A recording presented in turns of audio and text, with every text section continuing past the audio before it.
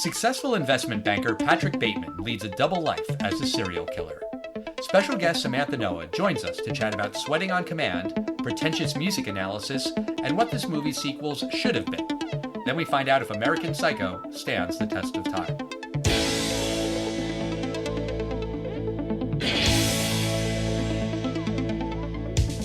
Test of time, James and Alan have their say. Do the movies you love still hold up today? James says gladiator with a glut, and Alan says as a father blah blah. It's the test of time, James and Alan have their say. Do the movies you love still hold up today? Test of time, James and Alan have their say. Do the movies you love still hold up today? Hello everyone, and welcome to another exciting episode of The Test of Time. I'm James Brief, and with me as always is the director of the podcast, the American Psycho himself, Alan Noah. I don't know how I feel about that, but I'll just interpret it that I'm well-dressed and have great abs, and I won't think about it beyond that. Thank you. I am Alan Noah, and I am joined by my sister, Samantha Noah, coming back on the show. Hi, Sam. Hello, Halberstram. No, I'm not Halberstram. Al and Sam is almost like Halberstram, so... Oh, there was some I thought. see what you did there. Okay. Mm-hmm. Well, welcome back on the show. It's been a minute since we've had you on. Yeah. A year-ish. A year-ish. When I saw that American Psycho was having its 25th anniversary, I immediately thought of you, which sounds bad. Sorry, I heard of American Psycho and I thought of my little baby sister. Oh. What I mean by that is you have quoted the movie repeatedly. I think most specifically the business card I love scene. It. Yes, probably. I feel like anytime I think of business cards, I imagine not just the scene from the movie, but you quoting the scene from the movie of... Ooh, it's a raised font or whatever. Do you want me to actually say it? Please do it. So he goes, that's bone. And the print is something called Silly and Rail. But then when they show them, everybody shows it, it's the exact same card. Yeah. And Patrick is sweating because he can't believe other people have better cards. But I will say, I noticed a couple of things. First of all, every one of their cards says vice president. Yes. And acquisitions is misspelled. Yes, I did notice that too. It is A-Q-U, not A-C-Q-U. Yeah. But you don't just quote the business card scene in your day-to-day life. You also have seen the movie a bunch of times. You've read the book, too. Yes. The book is way beyond anything that they could ever make into a movie. So as descriptive as he is about what people are wearing and haircuts and glasses and the luxury brands in the movie, the book is every accessory. When they go out to a restaurant, it's what everybody eats. It's super detailed, and I mean, the violence and the sex, it's just way more graphic. Initially, I think the movie was going to be NC-17, and they had to cut it back. And this is the book by Bret Easton Ellis. Bret Easton Ellis. Right, and Bret Easton Ellis considered the book to be unfilmable, right, and was kind of against the idea of turning his book into a movie. He says it's fine. Like, he's very, like, middle of the road on it. He's not nasty about it, but he's like, yeah, she did a good job, but it didn't need to be made. It could have not been made. And I haven't read the book, but from what I was reading and just some research... It's disgusting. And, like, a lot more murders. Like, a lot more murders. Like, in the movie, I think we only see him kill, excluding, like, that end rampage. Right. Before that, I think you only see him kill maybe 3 or 4, maybe 5 people, but in the book it's like a lot more than that. Yeah. However, in the movie, doesn't he confess to so many more murders than we see? Yes. Yeah, and I think that is sort of a reference to the book, because in that confession he also says, I ate their brains and they can and that is in the book. Yeah, there's a lot in the book. There's something with a rat and cheese inside of a prostitute. There's a lot. Oh my God. Yeah. We are getting ahead of ourselves. Way ahead. Right. Let's talk about American Psycho. For anyone who hasn't seen it, the movie is set in New York City in the late 80s, and Patrick Bateman is an investment banker who looks and acts like countless other finance bros, with one major exception, and that is that Patrick enjoys killing people. He spends time with his fiancée, Evelyn, who he doesn't like. He's cheating on Evelyn with her friend Courtney, who's engaged to Patrick's friend Lewis. When Patrick discovers that his coworker Paul Allen has a better business card, Patrick murders him. He also kills a model, a sex worker, a homeless man, and many others. After an especially violent night, Patrick confesses his crimes to his lawyer, but the lawyer thinks it's all a joke, and Patrick accepts that he is in perpetual pain and that his confession means nothing. So, I believe that this movie was not a big box office hit when it came out and kind of developed more of a cult following later. Is that right, James? That's correct. When it came out on April 14th, 2000, it had a modest budget, a $7 million budget. It opened at number 7 with just under $5 million. It wound up with $15 million domestically, $34 million worldwide. So, this was not a flop by any means. Kind of broke even maybe at the box office, and who knows what the box office take is worldwide.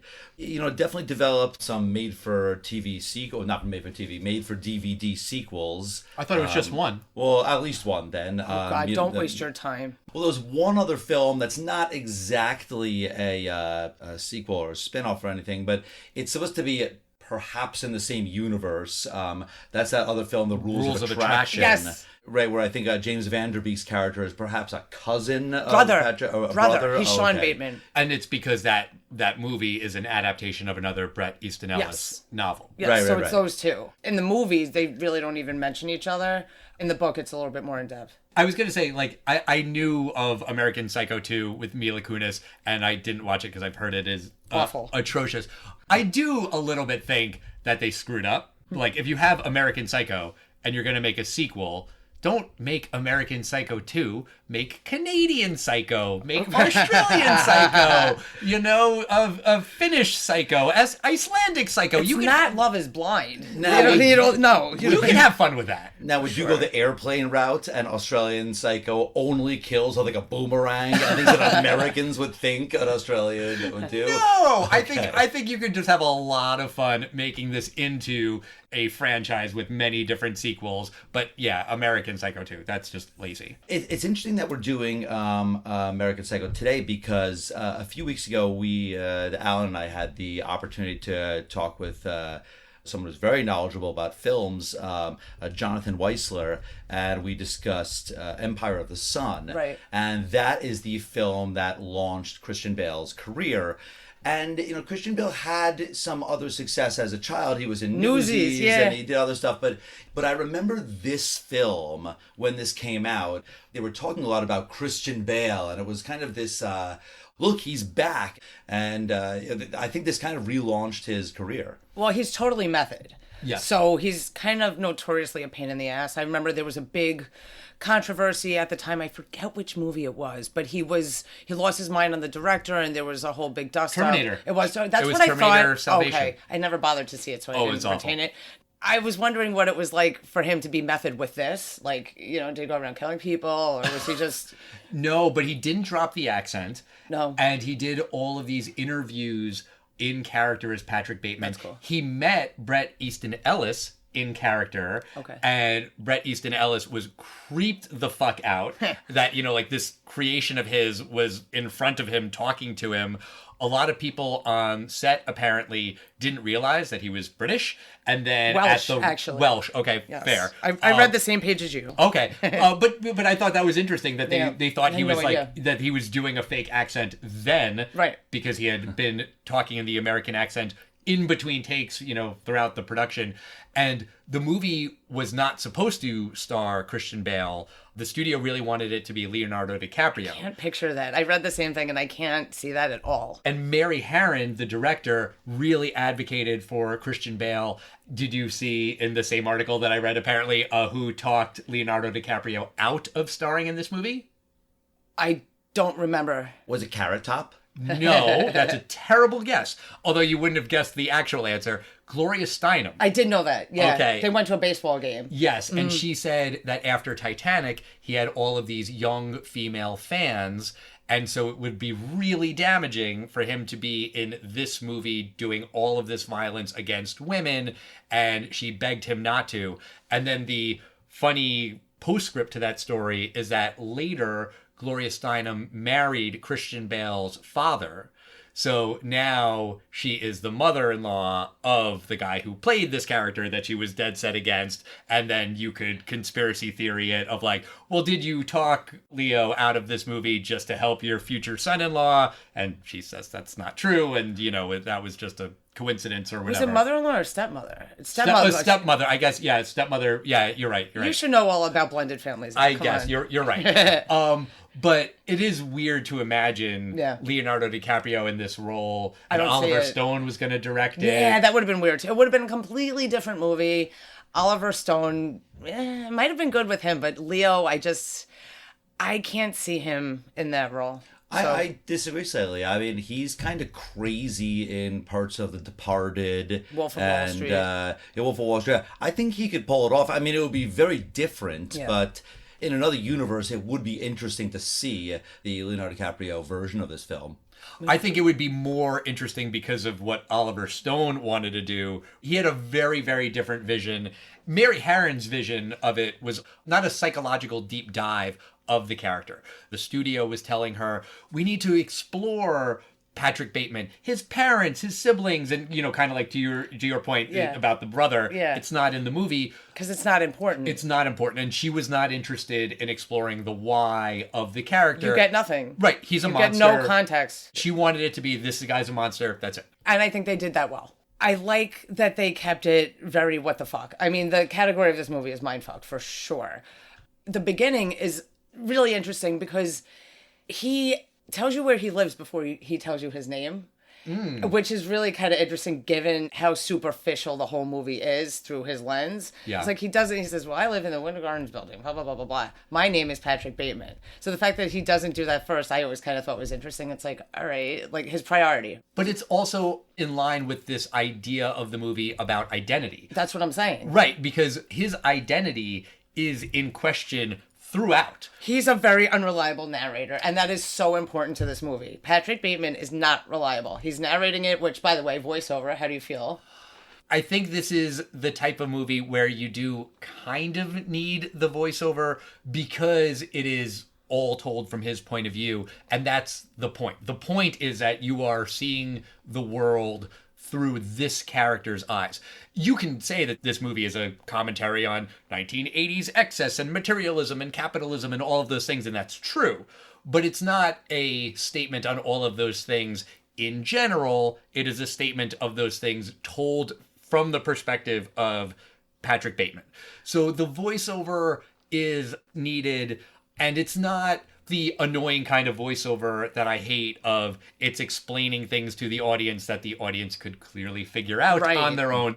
It's understanding his perspective. Yeah. Right. I mean, this is a character who clearly has mental illness, and this is something you can literally get into his head. What he's thinking in his head doesn't match the things that we're seeing visually or that he's saying verbally. So that's why the voiceover is important. It is. And even when they're first going to the first restaurant and I don't know the exact quote, I should know, but he says something about, I'm almost in tears by the time we get to Espas because I'm worried about whether or not we're going to have a good table. And as soon as he walks in, he goes, relief washes over me in an awesome wave. It's like, you would never know walking in how nervous he is that the table is not going to be good enough.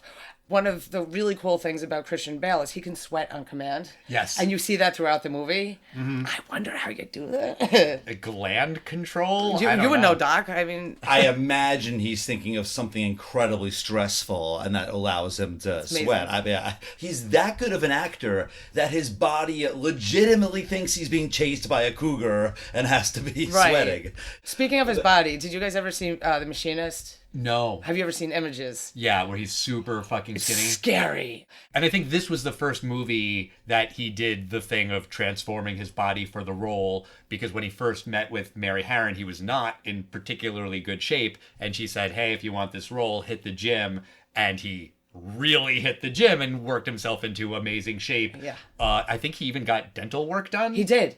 He made his teeth perfect because he said, I guess it was veneers. He didn't like his teeth for Patrick Bateman, so he went and got them done.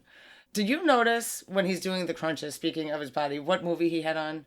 Texas Chainsaw Massacre? Yes. Mm-hmm. Okay, so Texas Chainsaw Massacre is loosely Ed Gein, and he mentions Ed Gein later on, too. He says, you know what I think of when I see a pretty woman?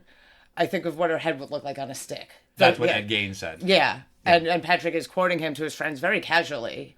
You know, I think it's interesting you bring up that first scene when Patrick is so obsessed with the restaurant and getting the right table and everything. He's like, I'm really concerned about what's going on with Sri Lanka, apartheid and Sri Lanka and the environment. And, these are all, not things you would suspect an axe murderer would say. Right. And it's interesting he has that moral code, right. But if you have a better business card than him, you're dead. Oh, you're dead. You got to go. You think that's an actual moral code? Like those things that he's saying? Whether he believes them or not, I don't know at this point. I'm watching the movie and I'm seeing a guy in the first scene. Like, he's a good guy. Look at all these things he's saying. And then you slowly get the breakdown. It's just to impress other people. Everything he's saying, Yes. I don't think he believes any of it, honestly. I think it makes him look good. Right. Because the whole thing with him is image and facade. That's all he says. He even says to Evelyn, I want to fit in. Right. That's it. And I think that is the only time in the entire movie where he says something out loud to someone else that is true. When he's talking about slowing down the nuclear arms race and building civil rights and all that, it is purely performative. He's saying what he thinks they want to hear. Yeah. Because he's talking about helping the homeless, and literally 5 minutes later, he stabs and murders a homeless man for the crime of being homeless. Do you know who the homeless guy is? Yes, it's shit, I'm gonna forget his name. It's not necessarily the name, but where do we know him from originally? He looks so familiar. His name is like Reg A something. Reg E. Kathy. Okay. Square One. Right. Yes. Square One Television. Yes. Yeah. So after we were done and I was taking notes, I was telling Ryan about Square One, and I said I have to bring it up to my brother because he's probably one of very few people who know what that show is. And I found like a YouTube clip. Of course you do. You guys are smart people, but nobody else watched a math show. But I mean, I showed him a clip, and it's just, I mean, it's so dated. But yes, he was on that. He's been in a lot of things. He passed away since. But he was a character actor. But the first thing I thought of was, I have to bring up Square One. There was a detective show in that show. Do you remember what it was called? MathNet. Right, like yes. Dragnet. Yeah. And they would use math to solve crimes. Well, Al, it's funny you say that the only thing that you find truthful that Patrick ever says is that line about, I just want to fit in. What do you think of his long, impassionate monologues about, like, Phil Collins and Susudio? What he does with this one is, it's a marvel. And what do you think of what he's saying there? Is that another performance? Is he just reading New York Times reviews of it or something? Probably. I think so. I think what he says about music is also performative. It's Phil Collins, Whitney Houston, and Huey Lewis, where he goes on these rants about them. It's all pop music. And I'm not saying that in a negative or a dismissive way. You can have very serious analyses of pop music, but it doesn't really seem like he really cares. He really knows. It does seem like, he read this in an article or Rolling Stone or something, and he's regurgitating it. Those scenes also did hit a little too close to home for me personally, because I was like, is this what I sound like when I talk about music? I hope not. You don't sound like that anymore. Oh, okay. However, you did take, I don't know if it was one class, but at least one class when we were at Cornell about the history of American music. History of rock and roll. And you talked about your knowledge of that very much. Well, actually, I will tell you to this day, whenever I see any reference to, I think it's the Beach Boys' Pet Sounds, right? And you would just impassionately say, everything in all of American rock would not happen if it wasn't for that album. I knew you're just basically telling me what your professor said. You're agreeing with him or her, of course, but it was very like, I knew at the time, you 21-year-old pretentious little shit. Yeah. Well, first off, 100% of that is correct. Yes, I was regurgitating it, but also, yes, it is true that everything did come from that album. And I'm glad that you remember that, even if it was 21-year-old pretentious little prick Alan. That is a still correct statement, and I'm glad that you remember it all these years later. And you should tell other people in a maybe less douchey, pretentious way. But I think, getting back to your point, when he is going on and on about the music, does he really care about Huey He's Lewis. making himself sound smart, and he's also distracting them. Yes. Because that's what it is. I mean, the first one with Huey Lewis, he's getting ready to murder Paul Allen, getting the raincoat ready and, getting the axe out. With Whitney Houston, with The Greatest Love of All, she did not approve of the music being used in this movie. So It's a sound-alike. it is a sound-alike, which I guess kind of makes sense. But then you think about it, it's like, well, Whitney, you weren't the greatest role model towards the end of your life. I mean, you were pissed about murder, but you were a crackhead. Yes, but then also, for me, now I'll sound music pretentious asshole Here guy. we go. Choose a different song. Right. If you don't get the rights to it, pick a different song that you can That's get the fair. rights to.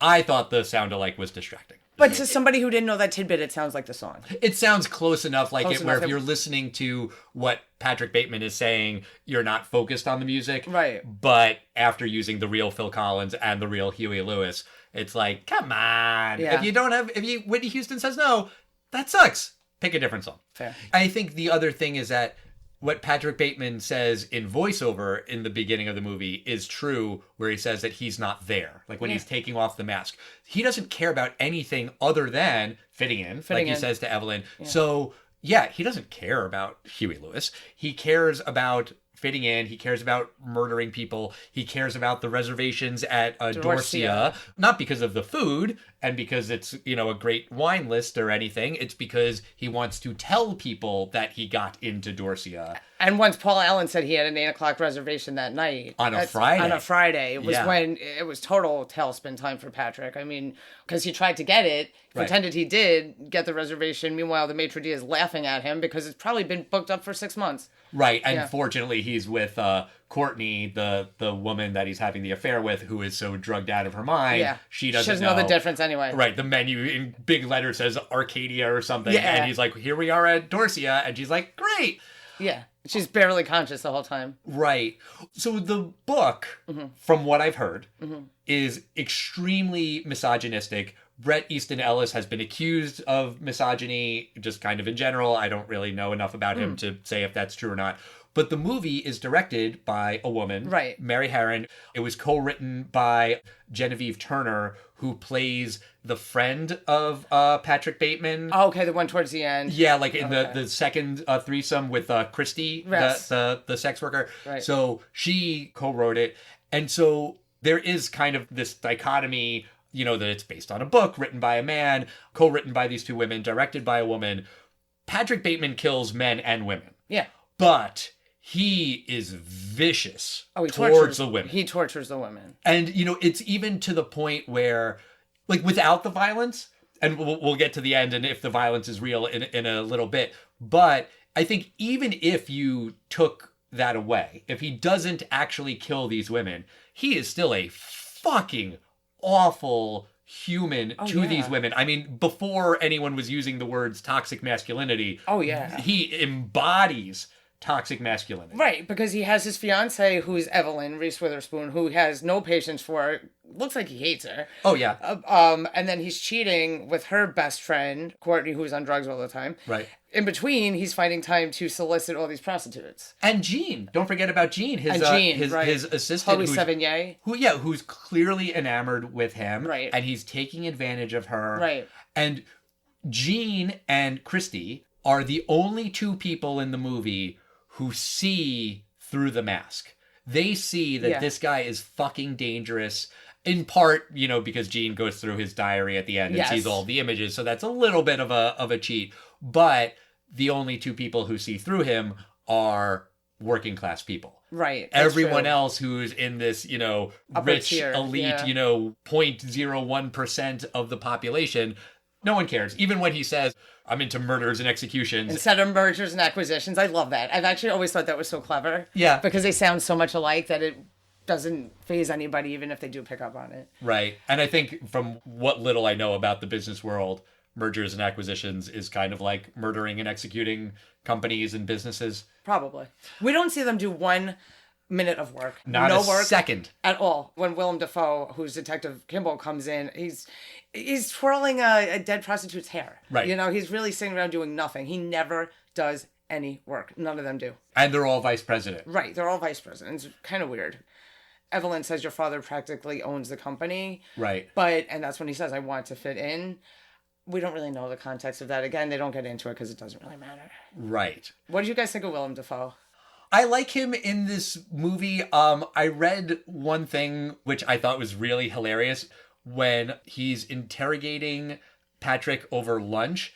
Mary Harron had him do 3 different takes. Yes. One where he thinks that Patrick is a suspect, one where he doesn't think he's a suspect, and one kind of in between. And she used a little bit of each of those 3 takes so that you as the audience and Patrick in character don't know what's going on in his mind. Like, you're just thrown off. That's very interesting because I thought that he knew Patrick was the bad guy. And I was like, oh, this is like one of those detective shows where he's getting suspicious. And I didn't really remember what happens to his character in the film because it's been a while since I'd seen it. So I was wondering if this is this the guy that catches him at the end? But that's not where it goes. It's weird, too.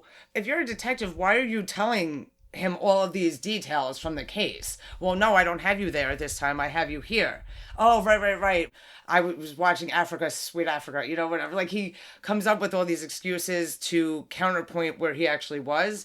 But the fact that Detective Kimball is telling him all these details, I mean, if you're investigating a murder, you wouldn't really be telling the potential suspect all of these clues to help him out. I thought that was kind of weird why he was using him like as a go-to. Right. And I've never been investigated for murder, Yet. but I would imagine, Yeah. But I would imagine if the day ever comes, do the police take me out to lunch? That's what I'm saying. Ask me It's very questions? weird. Well, this guy isn't a cop. To be clear, he is a private That's investigator true. hired by right, Paul right. Allen's Okay. girlfriend. You're So right. because of that, I do think that maybe gives it a little bit of leeway. But it does seem like, as an investigator, he's more enamored with Patrick Bateman and kind of just wants to hang out with him and go to a fancy steakhouse for lunch with this guy and chit-chat with him. And the thing about Paul Allen's disappearance is that nobody really knows for sure because nobody knows who anybody is. That's the joke, is That that is the joke. everybody is interchangeable. Yes. Upon the first meeting with the business cards, he's talking about Marcus Halberstram and how Paul Allen has him confused because they both wear the same Oliver Peoples glasses and they go to the same barber, although Patrick Bateman has a slightly better haircut. Right. Which is such a ridiculous statement. But with him, it's all superficial. And they all do look Alike. exactly the same. Yeah. The guy played by Justin Theroux looks a little more handsome because that's Justin Theroux. Right. But all of these guys look exactly the same. And yeah, at the end, the lawyer thinks he's someone else when he's on his rampage and he runs into the building that he thinks is his office building, but it isn't. The security guard calls him like, oh, hello, Mr. Doyle or whatever. Burning the midnight oil. Yeah. With the alibi with Paul Allen, he was mistaken for somebody else in London. Right. So it does sort of beg kind of the bigger picture question, which I guess now is a good segue to get into it. Is the violence that we see in the movie real? Does Patrick Bateman really kill all of these people? What do you think, Sam? So he doesn't. And they give you a lot of hints as to what's going on with his head. He's at an ATM and it says, feed me a stray cat. Right.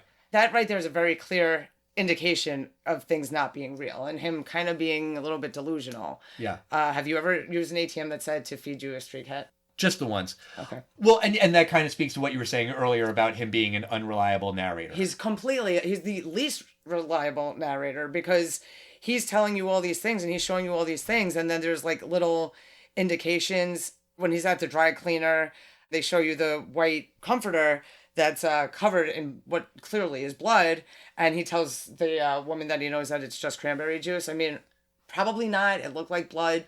But once you kind of get more into his head and you realize that he's going to visit the apartment where he left Paul Allen's body in his mind, and he goes to show up and there's a realtor there and the apartment's completely cleaned out. It's for rent. Like, there's no body there. There probably never was. Well, see, that's interesting. I interpreted that scene a little bit differently. How did you? Because the realtor knows that this guy is fucking suspicious. Oh, yeah. She says, oh, you saw the listing in the New York Times? And he says, no. Oh, yeah, the New York Times. And she says, there was no listing in the New York Times. Leave and don't cause trouble. Yeah. So I think there were bodies in that apartment. They were cleaned out. Yeah, you would think she would say, oh my God, I'm calling the cops. But also, no, she's going to get one hell of a commission on this apartment. Right. She doesn't want him to cause any trouble. She doesn't want to cause any trouble. And that's sort of a theme throughout the movie, is that the way he's getting away with the murders is no one gives a shit. Well, and that's the thing, because if you think about it on like a realer level, which is hard to do with this movie, Yeah. mostly, not totally, but he kills or goes after prostitutes and like homeless people, which I just finished watching the Gilgo thing, and it's sad to say, and I do not feel this way, but the mentality is sometimes that these are not real people, just like in Succession. You know, these are not real people. They don't matter to somebody of that stature, who's that financially sound. They don't care about prostitutes. They don't care about homeless. They don't think anybody's going to miss them. It's what you think a psycho would think. Right. But even then, when he kills Paul Allen, he can get away with that murder too, because they all look the same and no one cares. He drags the body out of the building. Right. His friend sees him dragging a body and then says, "Oh my God, look at that overnight bag." But that's what I'm saying. If it really happened and there's security in the building, they would see the blood trail. There's clues that it's not really going on. With the realtor too, I think she just got his energy. She felt his energy. She caught him in a lie and she was like, "Get out of here." I don't think there were any bodies ever. You think he killed 0 people? I don't think he killed anybody. Okay, James, what do you think? I was very confused by some of this stuff. I didn't really catch on to the whole fact that everyone was interchangeable necessarily. So when the lawyer at the end was like, he saw Paul Allen a week ago, I was like, wait, is this guy just insane? And honestly, I was very confused by it. I didn't really know what the ending meant. A lot of people get confused by the ending because there is really no closure. It's just kind of, what the hell? It's a mindfuck movie, you know? I can't answer your question. No, I have no idea whether he killed people. Okay, that's totally fair. So the way I remembered the movie was that it was a unreliable narrator, total mindfuck, and that no one dies. It's all in his head. Yeah. That's how I went into watching the movie the other day. Now, I'm not so sure. I was really thinking about it, like, if it's all in his head, I don't understand what the movie is. Like, I can't wrap my head around what the movie is saying, what it means. Like, I spent a lot of time thinking about this. I was like, is it all just a metaphor, and the violence is a metaphor for classic run-of-the-mill misogyny and douchebag male behavior?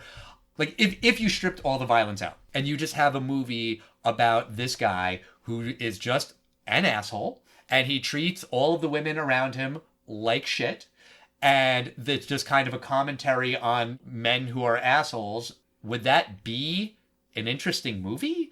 Probably not. The way you make it a movie that people want to see is you layer on the violence.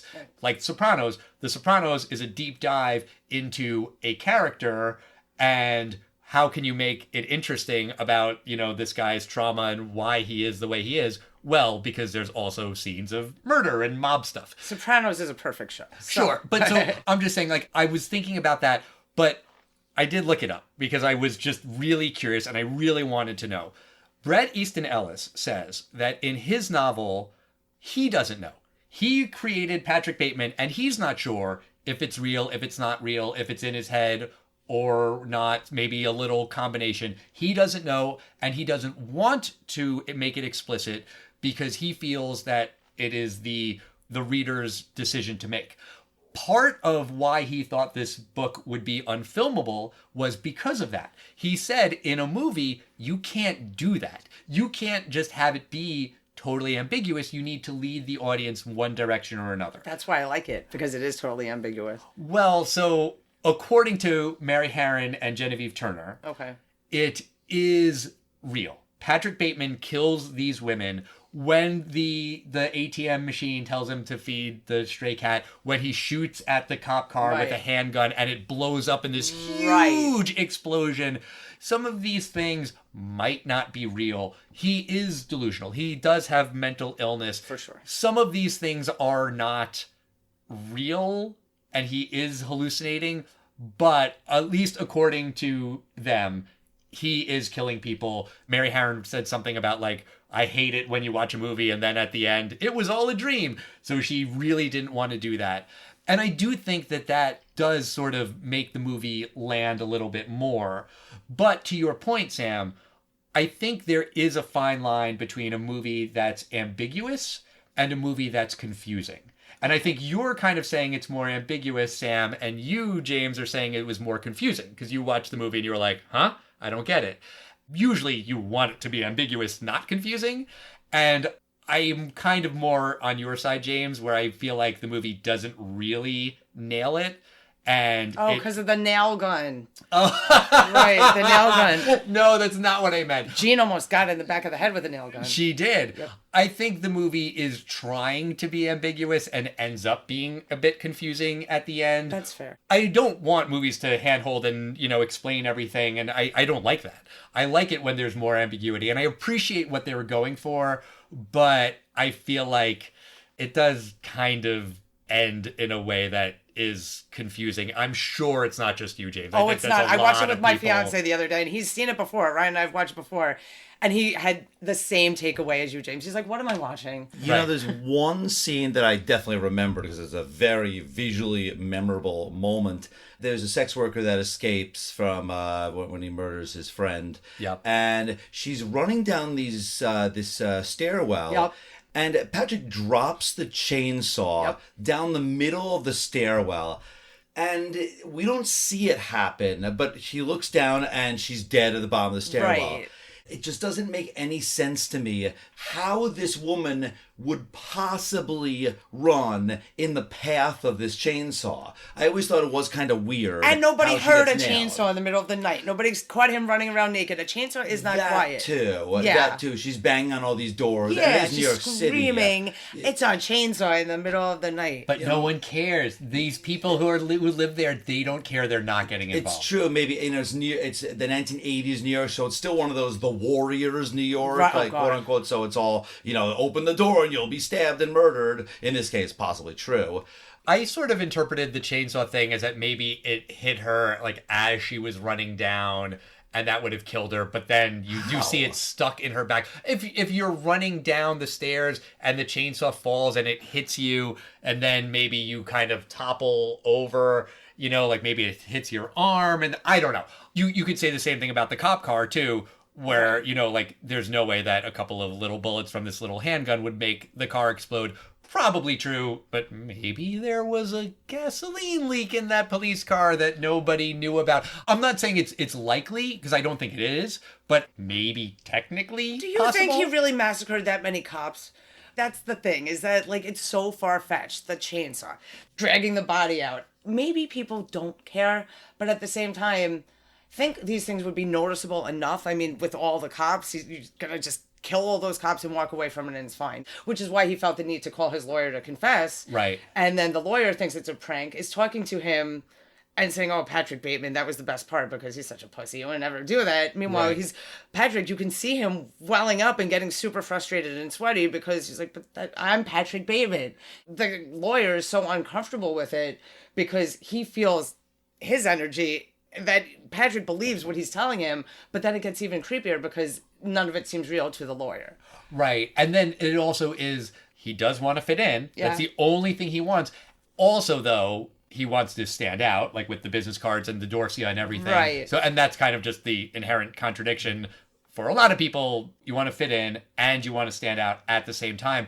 He fits in so much that even killing people, he's a fucking serial killer. And even that doesn't make him stand out. Even his hero, Ed Gein, Ted Bundy, the people who he's quoting, he can't even achieve that status because of the world that he lives in, where killing all of these people, okay, ha ha ha, LOL, not really. Which, in a way is tragic for society, really, if that's true. Right. Like, holy shit. From that lens, I like that, actually, the way you're framing it. Because in my head, it's always been, dude's fucked up. He didn't do anything. So for you to say, but what if he did and just nobody gives a shit? I kind of like that perspective, too. Honestly, I think that if I subscribe to your theory that he kills no one, then I don't like this movie. Okay. I think the movie is just kind of pointless.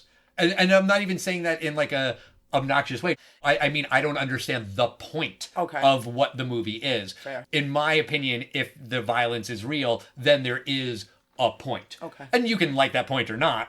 But let me ask you, Sam, about the movie as a whole. Do you think it stands the test of time? So before I answer that, there are funny lines and things that he sprinkles in that are just so 80s, right? Like, I have to return some videotapes, which is such a weird alibi for everything, right? Like, he says it to Kimball. He was like, oh, I think I was returning some videotapes. Well, how long does that take? Right. That's such a shitty alibi. It's like 2 seconds, right? True. Even if you go inside to drop them off, it's 2 seconds. If you use a stupid little Dropbox Blockbuster used to have, right? Like, it wouldn't take very long. So it's just weird. And then at one point he says he has a lunch date with the Huxtables. You know, like Cliff Huxtable. Cliff Huxtable. Like, he has a lot of 80s references besides the musical tirades. So those I kind of like. I just think they're funny. Aside from that, though, I do think it stands the test of time because mental illness is real. Yeah. Narcissism is very real. Living in your own head and caring so much what other people think is more real now than ever, I think. There was no social media then. There was no, dare I say, no president who is the biggest narcissist on the planet. You know, given the way of the world now with social media and the constant need for look at me, look at me, look at me, improve me, I think that theme, even though it was in his head and it was in the 80s, I think that is even more abundant now to the point of being even scarier. So yes, I think it stands the test of time. That's one Noah yes vote. Let's see what the other Noah thinks. Al, do you think American Psycho stands the test of time? Well, before I answer that, I do want to jump on the social media thing because I had that exact same thought. High five. High five. There you go. Because what these guys are doing, it's the same social media posturing that we all do, right? Like the business cards, it's just like, what does everyone post? Everyone posts the same shit. This, I will say, I am guilty of. Everyone posts the picture of the kids on the first day of school holding up the sign. Right. I do that. Right. And, you know, when it's Courtney's birthday, happy birthday to my love, like everyone else does. And I'm trying to stand out, and I try to put a little bit of a witty Alan Noah spin on those posts. But you know who else does that? Everybody. And also even the whole thing with Dorcia. That's very social media-esque. Oh my God, You go to the place so you can post the picture that you were at the place. Right. And this movie takes place in the 80s, so that's not the thing. But it still is, oh, I was at Dorcia last night. I'm going to Dorcia tomorrow. It's all about the status of it. Yep. Yes. And so all of that stuff feels really... Not even that it stands the test of time. It seems prophetic that this movie came out in 2000 based on a book set in, or I think the book was written in like the early 90s, but set in the 80s. Like it feels like this stuff is ahead of its time. I had the same feeling that a lot of it was like, wow, not only does it stand the test of time, but it almost predicted it. Yeah. And to your point about the mental health of it all and the delusions, and you can get stuck on the how unreliable is this narrator, how much of this happened versus how much didn't. That's what movie podcasts are for, right? I mean, that's what we're supposed to do here. But I think that with or without it, it's about toxic masculinity. It's about narcissism, excess, greed, consumerism, cruelty, all of these things that are unfortunately still things today. And this movie has kind of become sort of a big thing in meme culture, in the, I fucking hate this word, manosphere, where Patrick Bateman is considered a sigma, which is somehow different from an alpha. I don't know enough about this to explain the difference, but people watch this movie and think, man, Patrick Bateman's so cool. I want to be like him. Which is like, no.